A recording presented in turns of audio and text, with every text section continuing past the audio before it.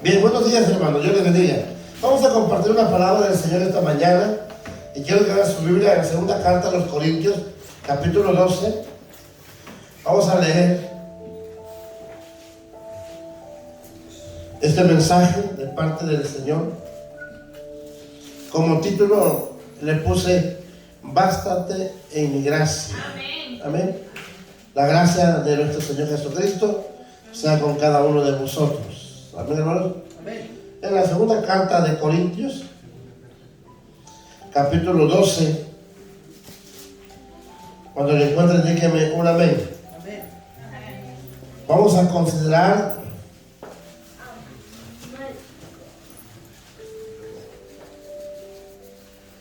gloria al Señor.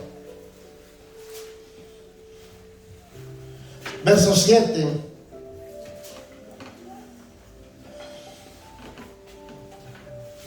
En adelante.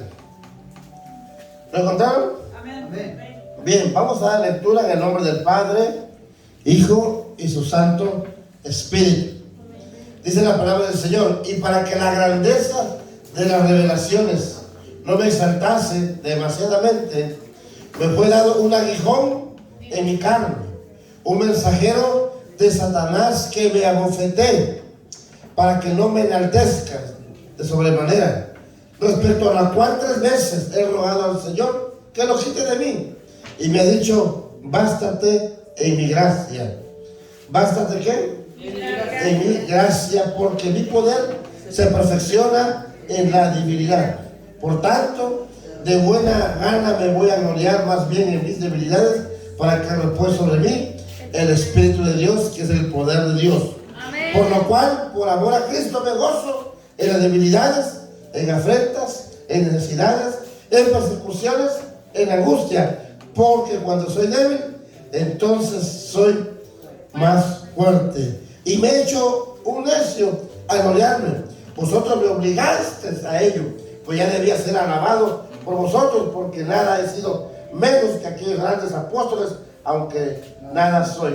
Con todo, las señales de apóstol han sido hechas entre vosotros de toda paciencia, por señales, prodigios y milagros. Mira lo que dice aquí: con todo, las señales de apóstol han sido hechas entre vosotros en toda paciencia, por señales, prodigios y milagros. Padre Celestial, te doy gracias en el nombre de Jesús por todas las bendiciones que nos has dado.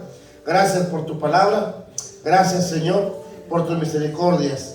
Gracias porque son grandes y nuevas cada mañana. En el nombre de su Hijo amado Jesucristo y la iglesia.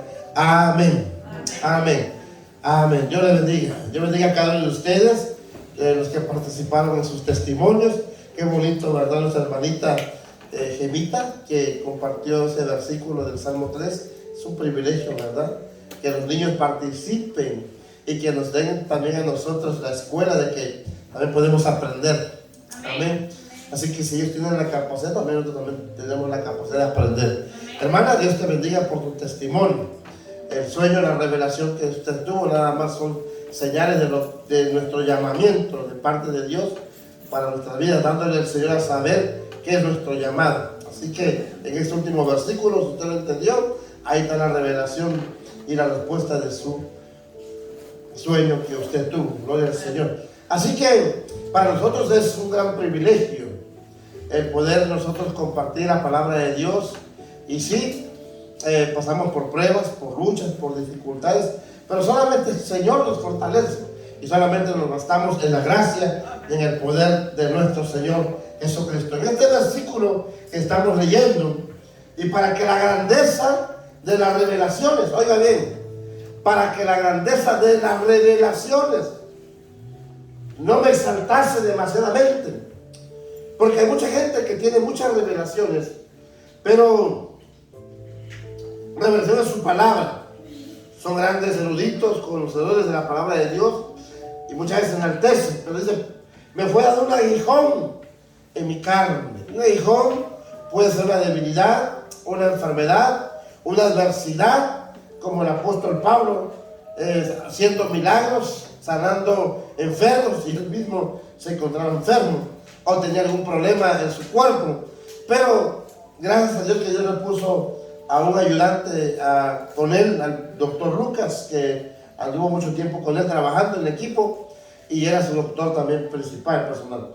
Pero dice que un mensajero de Satanás que me bofetee para que no me enaltezca de sobremanera. Entonces, el poder de Dios se glorifica en nuestra debilidad, amado hermano. Sí, amén. Solo tenemos que bastarnos en la gracia de Dios. Para que la grandeza de las revelaciones, dice, no me enaltezcan. Se me fue puesto en mi carne ¿qué dice? Un aguijón en la carne. Mire, esta es una manera del trato de Dios para nosotros. Esta es una forma de trabajar de Dios. Y esta es una manera por su amor. Pero ¿cómo así, Señor? ¿Por qué permites que yo tenga este aguijón? Es por su amor. Porque si de otra manera nosotros no padeciésemos por algo, nosotros anduviésemos desmedidamente, deliberadamente, sin Dios, sin esperanza en el mundo. Pero como por su amor, Dios permite que pasemos en unas circunstancias para que no nos alejemos de Dios. Así es, amén. Muchas veces Dios no es Dios que no pueda sanar una enfermedad. Dios sana una enfermedad, pero a veces no lo sana, porque si lo sana, hay mucha gente que se va al mundo y se pierde. Entonces Dios permite muchas veces circunstancias en nuestras vidas para que nosotros nos acerquemos de una manera responsable ante Dios. Entonces, el amor de Dios es uno de los frutos, de las características de Dios para nosotros. Dios muestra su amor, Dios nos dio de su gracia. ¿Cuántos se llaman, hermanos? Dios nos dio, ¿qué, hermanos?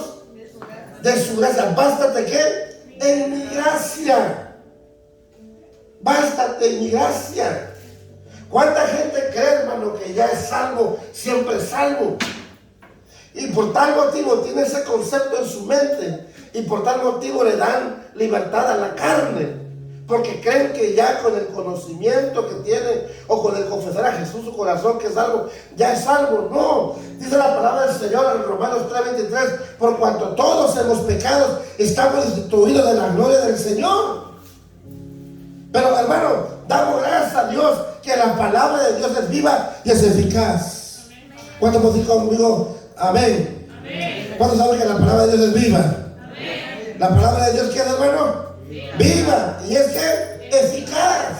Y es por eso que la palabra nos enseña que en cada persona, en cada ser humano que vive en esta tierra, que camina en esta tierra, por naturaleza pecaminosa, es un pecador. Pecamos. Todos pecamos. ¿Habrá alguien que no ha pecado? ¿Será que el pastor no es pecador? ¿Será que un sacerdote no es pecador? Todos pecamos. Y nuestros pecados nos hacen enemigos de Dios. Nuestro pecado nos destituye de la gloria de Dios. Nuestro pecado impide que usted y yo participemos de las grandezas de Dios. Dios tiene grandes cosas de su naturaleza divina, por la cual mucha gente se ha perdido de las bendiciones gracias al poder del Espíritu Santo que ha sido manifestado en nuestras vidas. Tenemos nosotros, mi hermano, al Espíritu Santo, y nosotros a través del Espíritu Santo, su naturaleza, sus cualidades, las virtudes del Espíritu Santo están en nosotros. Miren qué poderoso es el Espíritu de Dios, que Él es omnisciente. Es una característica del Espíritu Santo, su naturaleza, que Él sabe lo que te pasa, sabe tu dolor, sabe tu necesidad, Él sabe lo que necesitas. Por eso Él es omnisciente, Él siente, Él tiene sentir. A Él también le duele cuando pasamos por circunstancias difíciles. Hermano, esa es la gracia de Dios. Esa es la gracia de Dios, porque Él es omnipresente. Él está presente en donde quiera. Dice el Salmo 119, ¿a dónde iré de tu espíritu? Voy al cielo, estás, voy a la tierra, estás, voy a donde vaya, ahí tu espíritu me sigue y está conmigo. O sea, Él es omnipresente. ¿Qué dice la palabra de Dios? Que todo aquel que invocar el nombre del Señor será salvo. Entonces, Él es omnipresente. Él está ahí, en donde quiera que usted está, a Él está ahí. Y Él es poderoso, es omnipotente. Así es, amén. Él es poderoso para hacer lo que a Él le place ser. ¿Usted cree que para Dios es algo imposible? No. Entonces nuestros pecados nos destituyen, hermanos, nos evitan que nosotros seamos poderosos. Nos hace enemigos de Dios. ¿Por qué nos hace enemigos de Dios? ¿Por qué usted cree que nuestros pecados nos hacen enemigos de Dios? ¿Por qué usted cree? Porque Dios es santo. Dios es santo en su santidad. Dice Isaías 59, verso 1. Todavía no se ha cortado la mano de Jehová para salvarlos, ni su oído se ha se ha cerrado para escucharlo. Pero tus pecados y tus iniquidades me han hecho alejar de vosotros, y por eso te miro de lejos. Pero hasta que tú no te humilles, invocas a mi Hijo, aquel que dio su vida por ti, Él te va a reconciliar conmigo. Tienes que aceptar a Jesús, reconocer a Jesús. Entonces, mira las bendiciones que se apartan de Dios. Hacemos que Dios se aleje de nosotros. Dios nunca se aleja de nosotros, nos alejamos de Dios. Nos apartamos de Dios. ¿Por qué?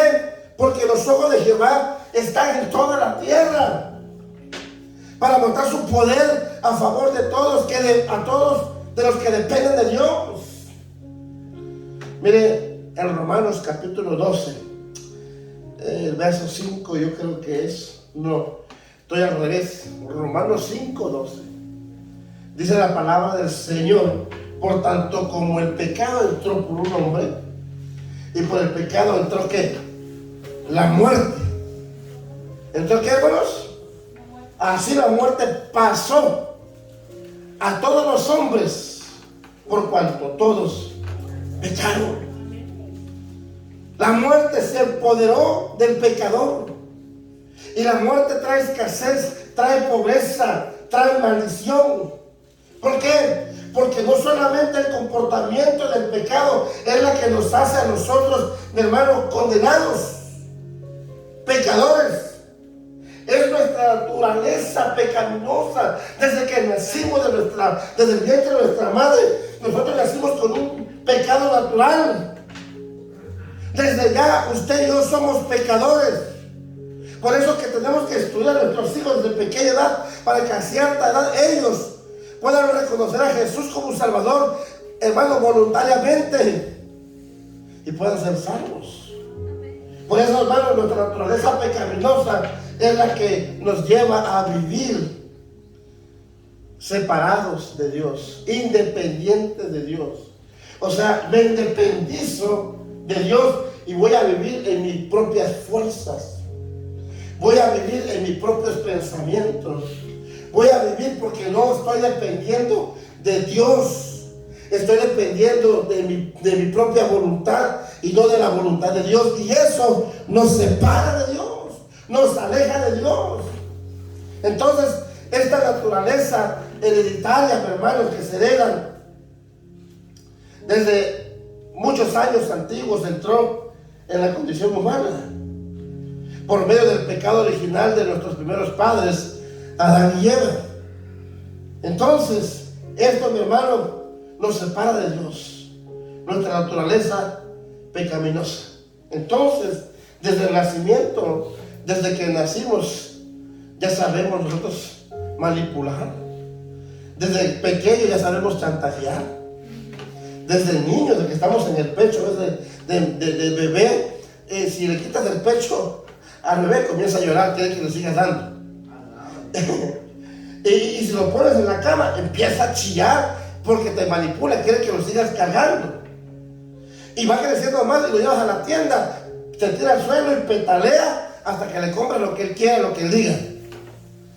Desde temprana edad van ellos manipulando, chantajeando, ya van tomando dirección de empoderarse de papá y de mamá, a tal grado de que papá y mamá tienen que hacer lo que los hijos digan. Bueno, aquí no pasa eso, pero yo he visto otras familias. Aleluya. ¿Verdad que sí? Sí. Y por eso hoy en día muchos papás, hermano, se dejan manipular por los hijos, todo lo que, y no le pueden pegar porque si me pegas te meto a la cárcel. Y van creciendo con una manipulación terrible, y eso trae muerte, eso trae separación. Por eso el resultado del pecado final es la muerte, hermano, y nos separa de Dios. No solamente en esta tierra, en esta vida, sino en la eternidad estamos separados de Dios. ¿Por qué? Porque la paga del pecado es muerte, dice Romanos 6:23. Amén, ¿así dice? Porque la paga del pecado es muerte, para la deuda de Dios, ¿qué dice, hermanos? Es vida eterna. ¿Cuántos quieren vida eterna? Amén. ¿Cuántos quieren vida eterna? Diga conmigo, yo quiero la vida eterna. Oh, yo quiero la vida eterna. Yo quiero la vida eterna, hermanos. Y si yo quiero la vida eterna, tengo que esforzarme a acercarme a Dios. ¿Por qué? ¿Cuál es el resultado de yo acercarme a Dios? ¿Alguien sabe? ¿Cuál es el resultado de yo acercarme a Dios? Mientras más me acerco a Dios, ¿qué dice? El diablo huirá de vosotros. El diablo no tendrá parte ni suerte en nuestras vidas. El diablo, mi hermano, está separado. No se va a acercar porque estamos cerca de Dios. Y ese es el amor de Dios. Y a veces Dios permite, mi hermano, un aguijón en nuestros cuerpos, simplemente para mostrar su poder y su favor en nuestras vidas. El amor es el carácter de Cristo, el carácter de Dios, y es el amor divino. ¿Cuántos saben que el amor es sufrido? Conozco mujeres que por amor a Dios no dejan a su esposo, ya su amor natural, ya no sienten ese amor de persona a persona. Pero por el amor de Dios no deja al esposo porque está esperando que haya un cambio. Por el amor de Dios. Y por el amor de Dios es sufrido. Sufre la mujer. Dice la palabra de Dios que el amor es benigno.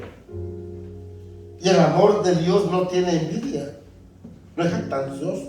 No es irritado, no se irrita. Entonces, dice la palabra que el amor de Dios no se envanece.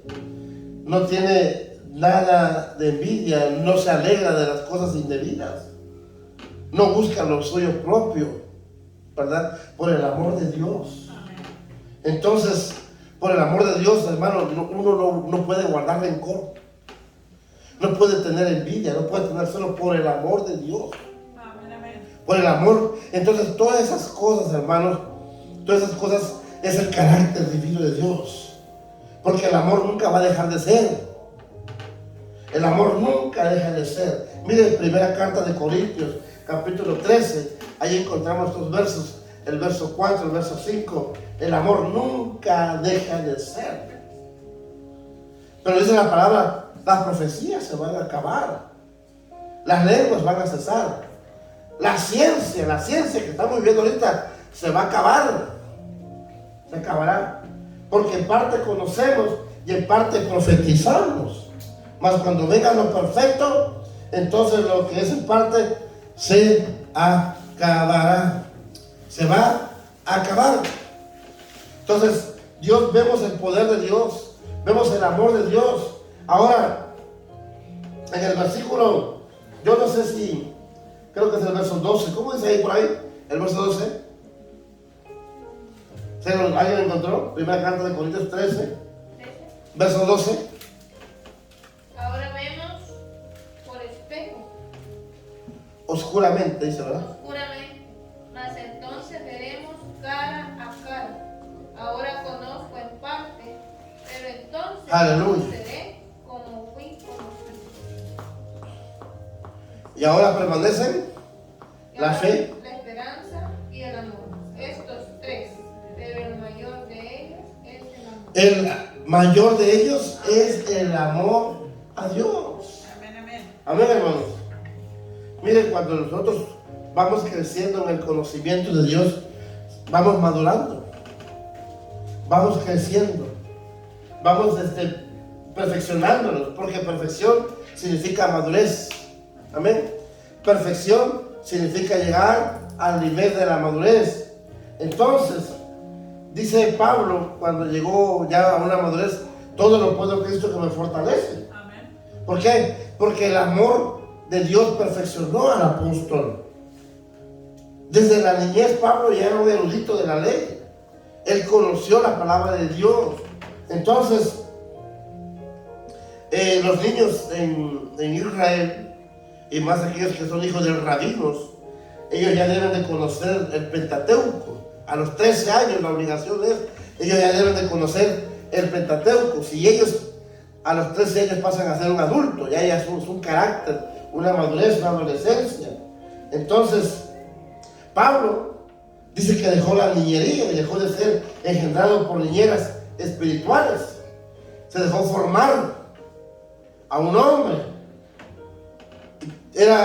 Tenía un padre espiritual. ¿Saben cómo se llamaba el padre espiritual del apóstol Pablo? Independientemente del sacerdote Gamaliel que lo instruía, después de que su convertimiento, él tuvo un padre espiritual. Se llamaba Bernabé. Bernabé era el que instruía al apóstol Pablo. Dios le permitió a que Bernabé se juntara con él para que aprendiese de Bernabé. Entonces Dios es el que cambia, nos transforma, nos capacita, nos lleva a una formación, nos lleva a un llamado de parte de Dios, nuestro carácter, nuestra madurez. Y eso es lo que quiere Dios, que nosotros crezcamos, que maduremos, que alcancemos la gracia de Dios, que la gracia de Dios se vaya perfeccionando en nuestras vidas. Si no nos vamos perfeccionando, entonces Dios buscará otra manera de hacernos entender por su amor, porque Él nos ama. Él no quiere que, y más cuando Él sabe que tenemos un diseño, tenemos un llamado. Si no hacemos caso al llamado de Dios, entonces Dios buscará otra forma, otra manera. Mire, cuando yo recibí mi llamado, lo recibí en una cárcel. Déjame le explico, ¿ok? Déjenme le cuento el testimonio. Mi esposa y yo pasamos por un proceso terrible. Teníamos sueños, revelaciones. Dios nos hablaba por sueños, nos mostraba a nuestro pastor. Y el pastor en el sueño me decía: hijo, te voy a llevar a esta iglesia. Y después, al otro día, me llamaba mi pastor y yo: hijo, vamos a ir a esta iglesia y ahí te voy a poner como pastor. Pero él me mantenía así, porque ya Dios le hablaba antes a él de que me mandara como pastor. Pero él no hacía caso. Entonces Dios me revelaba a mí que ya Dios le había hablado a él. Y al otro día me hablaba: vamos, pero nunca nos puso. Entonces Dios usó otra manera, otra forma. Mi pastor le entró un espíritu de celo terrible, porque los ministros que llegaban, yo estaba a su lado de él y me decían a mí pastor y no a él. Entonces yo le decía a los ministros: yo no soy el pastor, mi pastor es el pastor aquí que está al lado mío. Dice: wow, perdóneme. Entonces usted tiene un llamado de parte de Dios. No es que nos haya pastoreado, él es el pastor, pero Dios está hablando. Bueno, la cosa es de que después de nuestra disciplina, me disciplinaron a mí y a mi esposa por una mentira de uno de los líderes de la iglesia. Escuchen bien esto. Entre ese proceso de disciplina, una hermana de la congregación tiene un nieto, hijo de su hija, pero el yerno era uno de los líderes de la mafia de los Zetas en México. Entonces la esposa, por miedo, huyó, pero el hombre le quitó al niño. Cuando el hombre sabían que lo querían matar, los mismos de la organización, el hombre quiso huir y entregar al niño. Y vinieron hasta la frontera para entregar al niño, y me arranqué para allá a ayudarle a la hermana, porque la hermana había ayunado por 30 días. Me pidió a mí también que ayudáramos. Y eso es algo incorrecto. Escuche bien, usted no puede ayudar por algo que no está a favor de la voluntad de Dios. Dios está en contra de que usted y yo participemos de estas cosas. Por ejemplo, traer a una persona indocumentada, eso no es de Dios. Es de balde ayunar y orar por eso. Ayúdame, Señor, que no me agarre la migración. Dios no escucha eso. Es más, es un pecado, porque Dios no está a favor de eso. ¿Ok? Dios no permite. Dios lo permite por su grande amor. Y bueno, las cosas que nosotros aparentemente oramos y ayunamos, y yo salgo al otro lado para traerme ese bebé, a ese niño. Ese niño está escuchando lo que yo estoy diciendo al Padre. El Padre llorando me dice: quiero aceptar a Jesús, aunque sea por última vez que yo haga esto. El hombre entrega su vida al Señor. En pocos minutos que estuvimos ahí, cruzo la garita con el niño. El niño pasó sin ningún problema. Sin ningún problema. Agarré mi automóvil, porque dejé mi automóvil del otro lado, crucé caminando con el niño. Pasamos sin ningún problema. Al otro lado, agarro mi carro y me vengo. El niño se duerme. En la primera garita, los de migración azotaron el carro y los perros ladraron. El niño se asustó y gritaba: papá. Los de la migración se dieron cuenta que yo no era el padre. Lo que hicieron era arrestarme y me llevaron a la cárcel, a la prisión. Y estando en prisión, yo le pedí perdón a Dios. Yo comenzaba, todavía no comenzaba como pastor. En esos días, recuerdo que le llamé a mi esposa por teléfono en lo que me trasladaban a la cárcel, de la garita a la cárcel. Le dije a mi esposa: mi amor, me agarró la migración. Mi esposa me testifica que en ese momento ella se metió abajo de la cama a clamar a Dios, a gritarle a Dios. Nosotros estábamos sin disciplina, escuche bien. Yo había roto la ley divina de Dios, porque como disciplina también no podía hacer nada divino. Entonces, pero la misericordia de Dios es grande. Yo estaba orando al Señor: Señor, perdóname, yo sé que esto no era tu voluntad, pero todas las cosas pasan con propósitos. Yo te pido que me perdones, y tú sabes que esto yo no lo hice por necesidad. Y fíjese, le dije: yo no lo hice por necesidad, y no lo hice por conveniencia económica, lo hice porque quería ayudarle a la hermana, a la familia de este niño. Yo no sabía que me estaban grabando todo. Yo no sabía. Entonces, el hombre salió corriendo donde yo estaba y fue por mí. Y cuando yo me acerco a él y me dijo: ven para acá, y me enseña. ¿Quiénes son ellos los que están contigo? Hermano, literal, eran 3 ángeles. 2 de ellos me tenían en el brazo, cada uno, y uno estaba atrás de mí. 3 ángeles del Señor estaban ahí a mi lado. Yo le dije: los 3 representan a la divina Trinidad de Dios. Dios Padre, Hijo y Espíritu Santo, pero son manifestaciones gloriosas del cielo. El hombre empezó a llorar.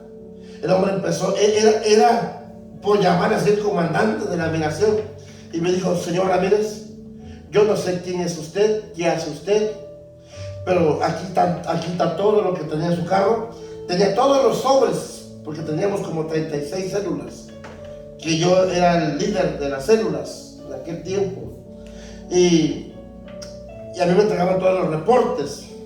Cada semana visitábamos células diferentes, y yo tenía todos los reportes ahí y las ofrendas.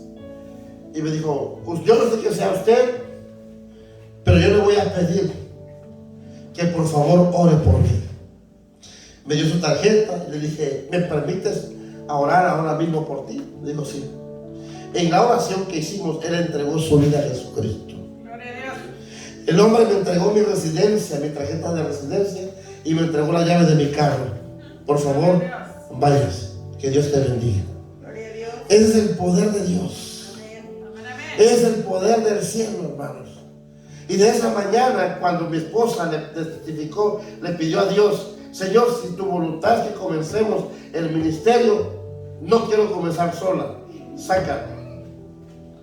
Y el Señor me sacó de ese lugar. De ese lugar el Señor nos sacó. Ya nosotros habíamos hablado con nuestro pastor que terminando nuestra disciplina íbamos a estar todavía un mes después de la disciplina, y después nosotros íbamos a empezar el ministerio. Nunca le fue culto a nuestro pastor todas esas cosas, jamás. Ellos oraron por nosotros, no como queríamos nosotros, pero oraron por nosotros y nos bendijeron. Pero Dios manifiesta su poder, Dios manifiesta su gloria. Entonces Dios pasa por procesos terribles en nuestra vida para formar nuestros caracteres, nuestros llamados de parte de Dios. Una experiencia sobrenatural que nosotros experimentamos para poder entender cuál era mi llamado, cuál era el llamado de nosotros. Entonces, quiero que lea usted la palabra del Señor de Jeremías, capítulo 1. Vamos a leer el profeta Jeremías, capítulo 1. Cuando lo encuentre, dígame amén. Amén. Ustedes saben cuál es la gracia de Dios, la gracia del Señor en nuestras vidas. Y esa gracia se va a manifestar en usted, en usted. Jeremías capítulo 1, verso 6. Y dice así: y dije, Señor Jehová, he aquí que yo no sé hablar, porque soy un niño. Y me dijo Jehová, no digas que soy niño, porque a todo lo que yo te envíe vas a ir tú, y dirás todo a lo que yo te mando. No temas delante de ellos, porque yo estoy contigo para librarte, dice Jehová. Y extendió Jehová su mano y tocó mi boca, y me dijo Jehová, he aquí he puesto mis palabras en tu boca. Mira que te he puesto en este día. ¿Para qué, hermano? Sobre naciones, sobre reinos, para arrancar. Oiga, ¿para qué Dios nos pone a los profetas, pastores, evangelistas? Sobre naciones. Usted va a ir a naciones del Señor para arrancar, para destruir, para arruinar, para derribar, para edificar y para plantar. Ahora que mi hermano también, los siervos del Señor van para su país, también estoy seguro que Dios nos va a llamar a compartir la palabra de Dios en ese lugar, porque así es Dios, para plantar, dice, para edificar. Entonces dice Jeremías, la palabra de Jehová vino hacia mí y me dijo, ¿qué ves, Jeremías? ¿Qué tú ves? Y dije, veo una vara de almendro. Y me dijo Jehová, bien has visto, porque yo apresuro mi palabra para ponerlo por obra. Oiga, yo apresuro mi palabra para ponerla por obra. Dios, mi hermano, tiene cosas maravillosas para nosotros. Y esto me recuerda también mismo allá en el profeta Isaías, capítulo 55, el verso 10, donde dice que la nieve y la lluvia riegan la tierra, vienen con propósito del cielo para regar y germinar la tierra, producir y dar semilla al que siembra y pan al que come. Y dice, así es mi palabra, que no vuelva a mí vacía, sino que hará lo que yo quiero, para lo cual es enviado, prosperará. Entonces hay poder en la palabra del Señor. Amén, hermanos. Amén. Por eso es que nosotros tenemos la gracia de Dios. La gracia de Dios, hermanos, se ha apoderado de nuestras vidas. Usted y yo tenemos el poder de la gracia del Señor. ¿Cuántos se amén, hermanos? Amén. Hermanos, hoy en esta mañana te suelto esta palabra del Señor. Que no va a haber poder, hermano, del enemigo. No va a haber poder de las tinieblas, hermano, que vayan a detener tu boca. No van a detener poder para que alguien te detenga tu boca. Tú vas a decir lo que Dios te ponga en tus labios. Amén, hermano. ¿Por qué? Porque lo que va a salir de tu boca en este año será como un carbón encendido. Aleluya. Como fuego. ¿Para qué? Para guiar. Para derribar argumentos satánicos, para empoderar a hombres y a mujeres de Dios. ¿Cuántos lo creen conmigo esta palabra? ¿Cuántos lo creen conmigo? Hermano, te digo algo, el profeta no nace, el profeta se hace. Amén, hermanos. Jeremías, desde el vientre de su madre, fue escogido, fue llamado, y por eso estoy seguro que Jeremías se formó, se educó. Estoy seguro que lo enviaron a la escuela. porque tenía un llamamiento. Nos dejamos formar. Cuando nos dejamos formar por Dios, por el Espíritu Santo, nos engendra el Señor. Somos educados. La educación de Dios. Somos instruidos. Por eso, con seguridad, creo que el profeta Jeremías fue un llamado desde el vientre. Pero él no estaba formado. Él se formó. Así también nosotros tenemos un llamado desde el vientre de nuestra madre. Somos llamados, pero tenemos que formarnos. ¿Y cómo me formo? Dios nos forma nuestro carácter. Dios trató con el apóstol Pablo. Era un hombre con mucho conocimiento, con mucha sabiduría. Era un hombre estudioso, hermano, que conocía muchas lenguas. Él sabía muchas lenguas, pero Dios trató con su personalidad cuando Pablo iba rumbo a Damasco en busca de los creyentes. Se tuvo que presentar Jesús para tratar con su espíritu, con su alma, con su cuerpo.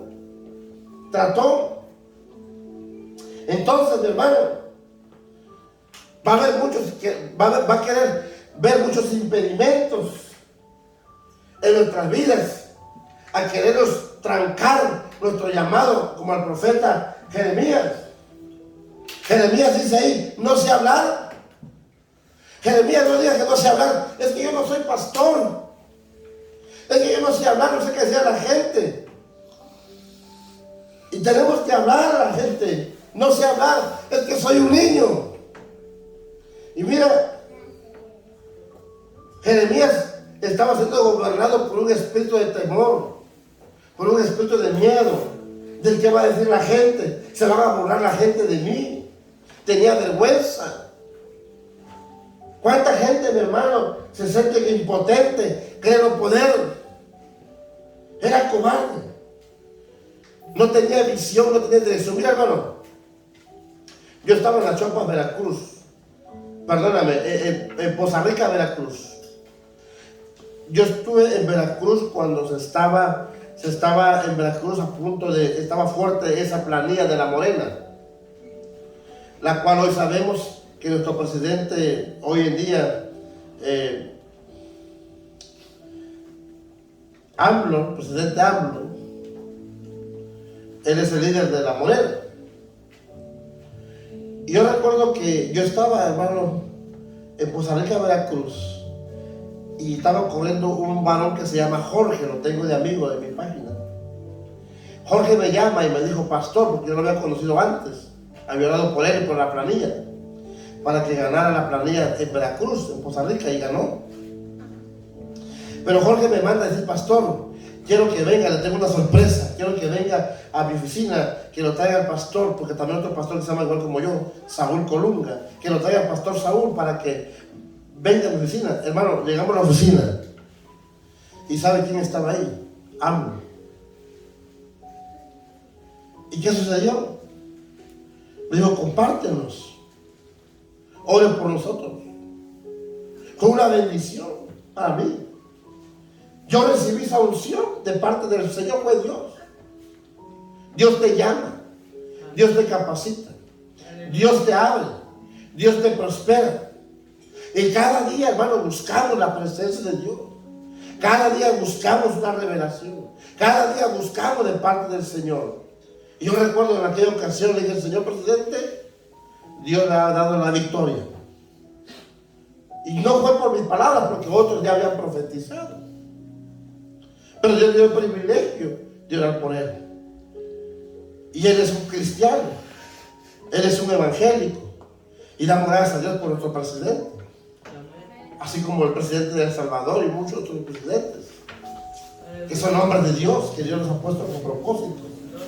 Entonces, hermanos, hoy muchos no están profetizando. Hay muchos que no están declarando palabras. ¿Y saben qué es lo que debemos de hacer? Cada vez que llegamos, Señor, profetizo que la gente de este barrio se convierte. Profetizo que vendrá gente de este barrio a esta casa. Profetizamos. Amén. Que mi familia se convierte. Profetizo. Que mi familia, mi hermano, dejará el pecado. Que mi familia va a caminar contigo. Amén, hermanos. Amén. ¿Por qué no profetizan? ¿Por qué? por temor, porque no tienen, hermanos, son Jeremías dentro de nosotros, dentro de usted. Tenemos que profetizar. Hay gente que es temerosa, es miedosa, no profetiza, tiene vergüenza. Son gobernados por un espíritu de impotencia, de temor. No tenga miedo. Aleluya. Mira, ayer las hermanas recibieron liberación, ministración. Tenemos que ser liberados, tenemos que ser ministrados.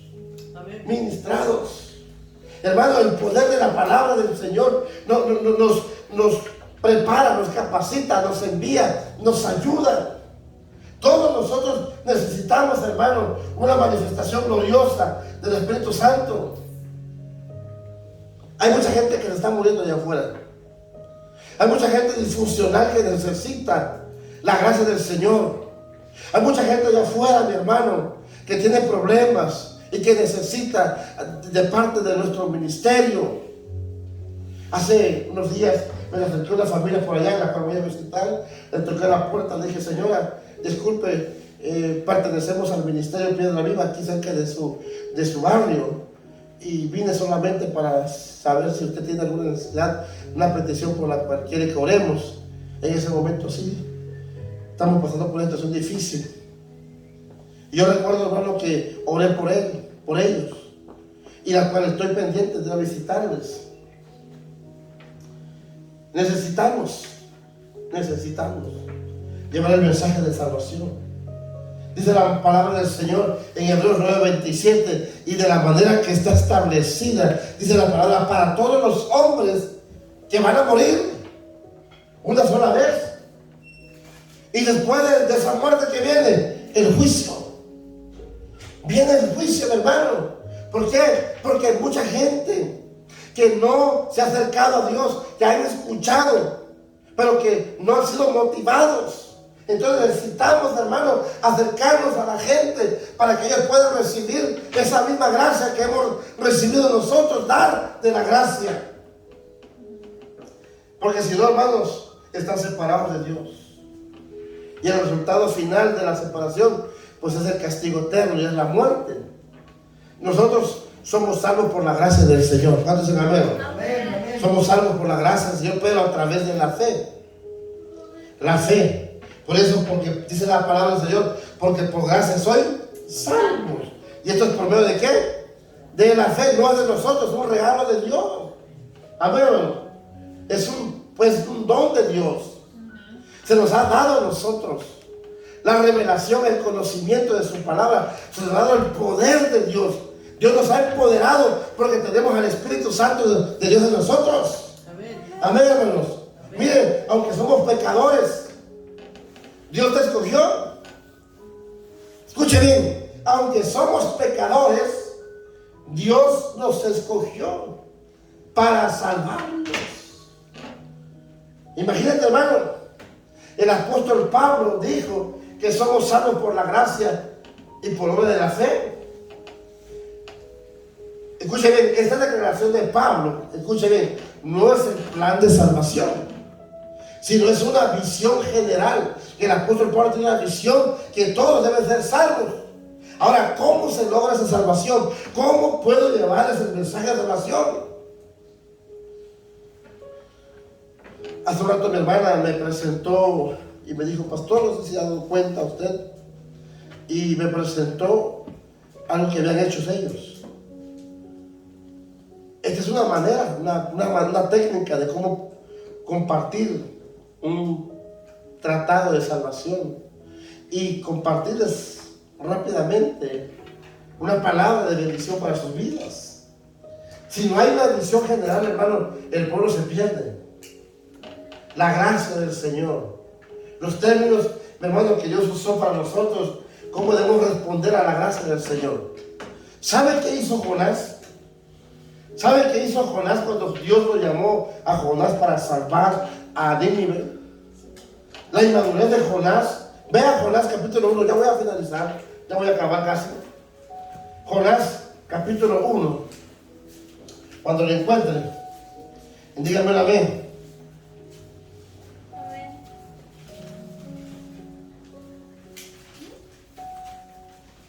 Aleluya. Jonás capítulo 1, el verso 1 dice así: vino palabra de Jehová a Jonás de Amitai diciendo: levántate y vete a Nínive, aquella gran ciudad, y pregona contra aquella ciudad, porque ha subido su pecado, su maldad hacia mí. Jonás se levantó para huir.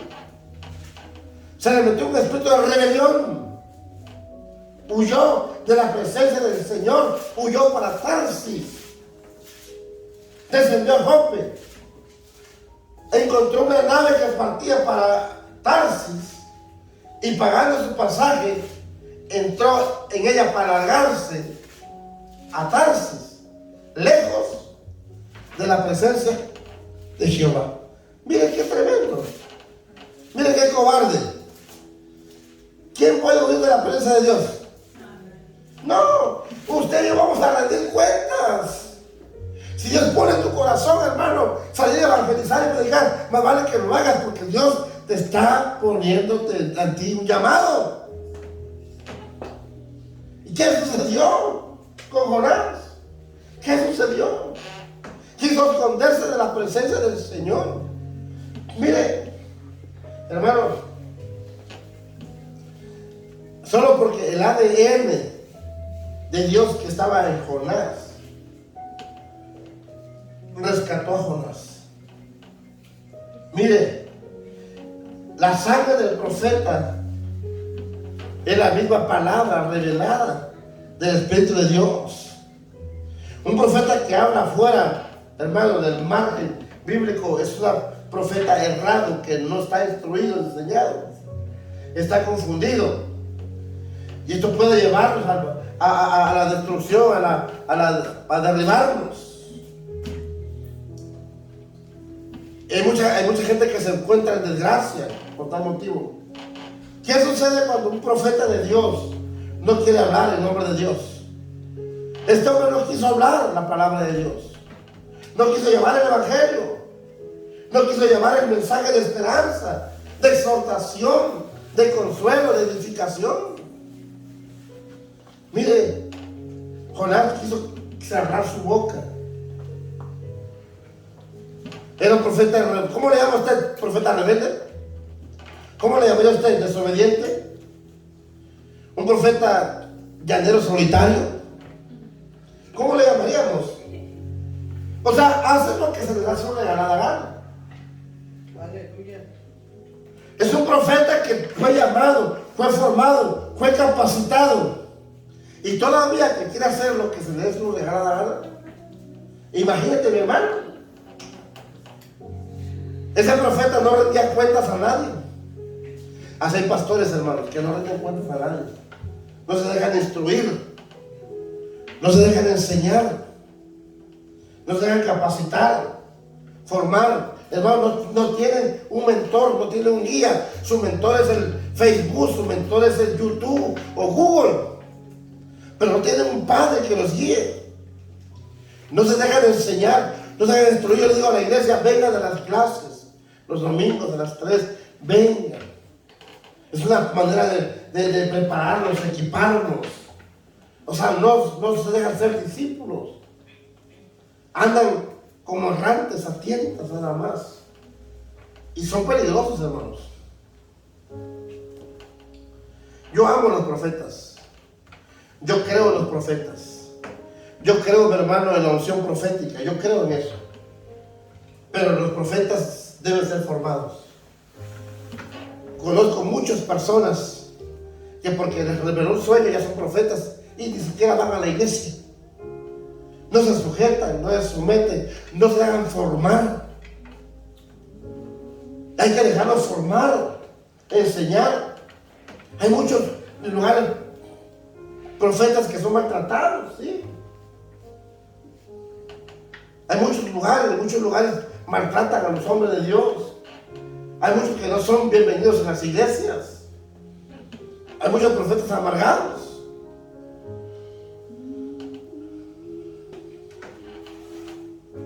No tienen cuidado. Entonces, esto es muy triste, hermanos. Dios nos ha dado el don de discernimiento a todos nosotros para poder discernir lo bueno y lo malo, para saber si este hombre o esta mujer es de Dios. ¿Cómo puedo saber que este hombre y esta mujer es de Dios? ¿Cómo usted puede darse cuenta? Usted no puede permitir que de repente venga un hermano por primera vez, y aunque venga así vestidito, así como yo, y que quiera acercarse a usted y ponerle las manos a usted se va a dejar. No puede dejarse. ¿Por qué? Primero, no la conoce. No se deje llevar por sus impresiones, que porque trae ropa y corbata cree que es un ungido de Jehová. No. Eso no significa eso. No lo conoce. No sabe quién es. A lo mejor se pasa nada más por cristiano, por evangelista, por pastor, pero a lo mejor ni lo es. Y eso hay que tener mucho cuidado, hermanos. Hay que tener mucho cuidado. Por eso es bien importante. No hace mucho tiempo llegó un hombre de Dios a nuestra casa, allí en el sur, y empezó a tocar a los niños, a querer agarrar a los niños, a orar por los niños. No lo permitimos. Otro llegó que porque era un rabino y quiso tocar la batería, tampoco se le permitió. No, tampoco. Hay que tener mucho cuidado. Cuidemos a los hombres genuinos. Aquí hay una presencia de Dios especial, bien linda, hermanos. Bien poderoso. Los hermanos que están de visita con nosotros nos testificaban el día de ayer que estuvieron en nuestra casa compartiendo un tiempo con ellos. Nos testificaban que han estado en muchas iglesias aquí en Austin, en varias iglesias, pero ninguna como la nuestra. Ellos le daban gloria a Dios diciendo: pastor, en su iglesia tienen la presencia de Dios, tienen la presencia del Espíritu Santo. Eso es lo más hermoso, mi hermano. Ustedes no necesitan una gran cantidad, la presencia de Dios está con ustedes. Hermano, estamos privilegiados, hermanos. Tenemos al Espíritu Santo de Dios de nuestra parte, mi hermano. Mire, qué tremendo lo que nuestro hermano, pues Jonás lo hizo, la rebelión, se negó. Entonces, pero eso sí, cuando Dios quiere corregir a alguien, lo corrige. ¿Cómo lo corrigió? Dios provocó un alto oleaje en el mar, que en el barco donde iba la gente se asustaron y empezaron a echar volados para ver quién daba la suerte y saber quién era el culpable. Aleluya. Y Jonás dijo: es mi culpa. ¿Pero por qué? ¿Quién eres? Es que Dios me envió a predicar y no fui. Bueno, por tu culpa. ¡Pum! Y lo recibió un gran pez. Ándale. Dios corrige. Dios corrige, hermano. Y si no queremos hacer la voluntad de Dios, entonces Dios va a usar su medio. Imagínate en esa mar, esa gran tempestad, hermano. Imagínate que Dios provocó que ese mismo animal fuese y lo abortase allá, lo vomitara allá enfrente de Nínive para que todavía se le quitara. Qué tremendo, ¿no? Es duro, es difícil, es terrible. Mi hermano, imagínate que a punto estuvo de partirse la nave en pedazos por culpa de un rebelde. Gracias a Dios que él reconoció su falta, su error. Gracias a Dios, pero aún así, después de haber reconocido, fue botado. O sea, no se paró las olas, no se paró el viento, no, nada. No, aviéntalo para que se le quite. Eso es tremendo, mi hermano. Imagínate cómo se encontraba. Dice la Biblia que él estaba echado durmiendo. Y echado significa, pues, solamente un animal se echa. Imagínate. Y el patrón de aquella nave se le acercó y le preguntó: ¿qué tienes tú, dormilón? ¿Por qué tanto duermes? Levántate, clama a tu Dios. Quizá Él va a tener misericordia y compasión de nosotros y no vamos a morir en esta tempestad que se ha levantado. Levántate. Imagínate, mi hermano, en el verso 4. Y dijeron cada uno a su compañero: venga, echemos suerte para que sepamos por causa de quién nos ha venido este mal.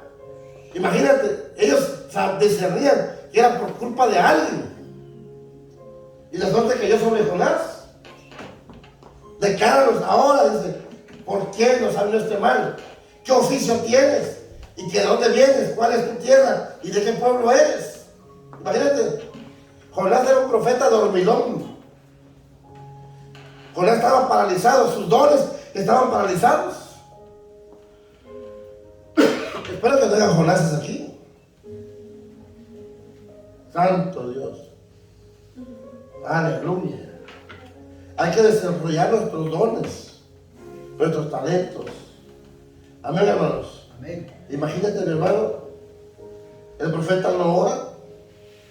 Un profeta que no ora, que no ayuna, que no busca intimidad con la presencia de Dios, pues es un profeta que no va a recibir revelación.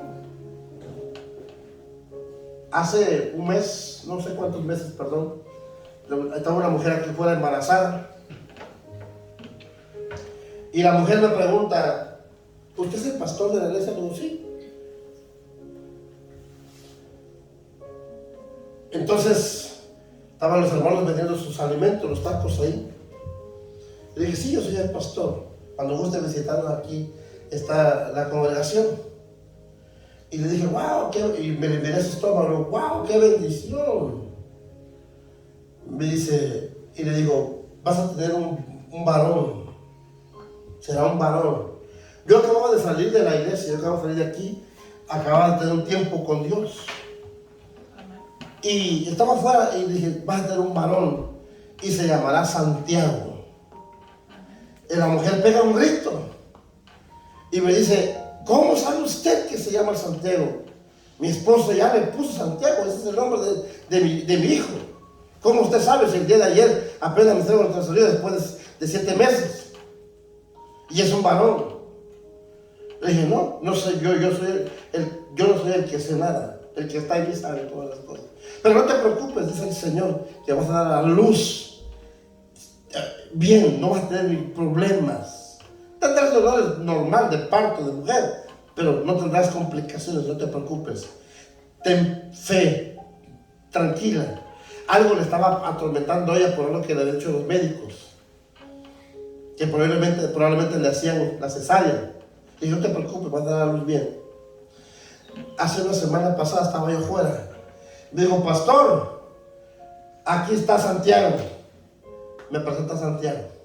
Pastor, la única cosa es que yo invité a mi cuñada, a mi hermano, su esposo y mis 2 hermanas. Los invité a ellos para que lo conocieran a usted, porque ellos no creen del llamado que tiene mi hijo. Le digo, tu hijo es un profeta de Dios.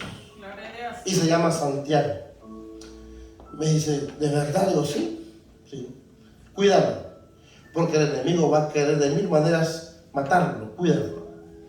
Y oré por él, voy a orar por él, lo ungí. Y estaba la cuñada. Y me le quedo viendo y le digo, mira, por tu incredulidad, tú eres cristiana, escúchame bien. Tú eres cristiana y tienes años congregarte en una iglesia en el sur de Austin. Y se miraba con el esposo. Y por tu incredulidad tuya, tú vas a la iglesia, pero pareciera que desde que te convertiste al Señor, entregaste tu vida y para a la iglesia, pero por tu incredulidad, tú tienes cáncer en tu matriz.